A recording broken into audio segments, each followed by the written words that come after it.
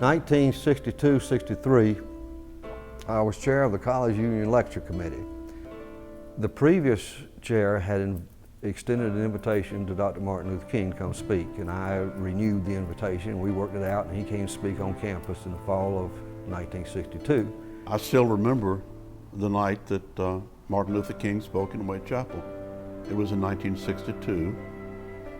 The integration resolution had been approved the preceding spring. And here Martin Luther King, the most important person in the entire civil rights movement, was coming to the campus. And of course, I mean, he was a great man then, but I know he was going to be still a greater man. But I think it was good to be in his presence.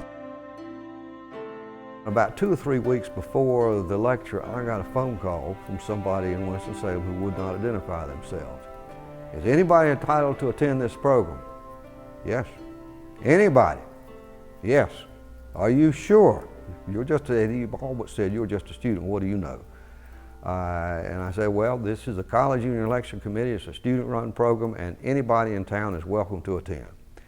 And what I did not know, did not realize, that this person was almost certainly an African American, and that was the first event, I think, where African Americans were invited to an event on the campus of Wake Forest College. I think there was resistance to having Martin Luther King speak when it was lined up, but President Tribble said yes, he's going to speak, and he spoke.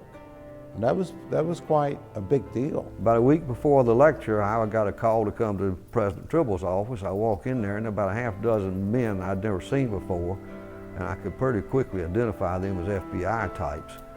And we had a plan that if anything broke out during the lecture, an administration person was going to sit in the front row, and he would signal me to grab Dr. King and come out the back door of the Wake Chapel to get him out of there, and a car would be sitting outside with the motor running, and they would escort him off campus. As it turns out, nothing happened.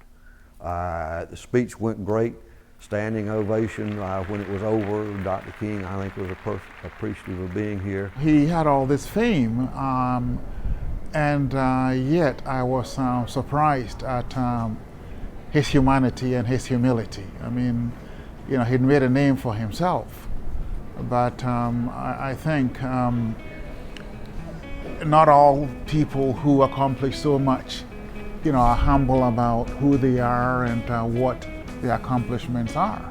That was before he got the Nobel Peace Prize. It was before the March on Washington, but he was becoming very well known. He was starting to reach that stature of being a major American figure. So yeah, there was a lot of elation, I guess you would say. You know, we'd done something big here. I don't know what everybody in the audience thought, but I don't think anybody left the chapel that night without saying something really important is going on here. Something that is going to change the way we live. Something that is going to affect our relations with other people. And I think that began to spread across the campus.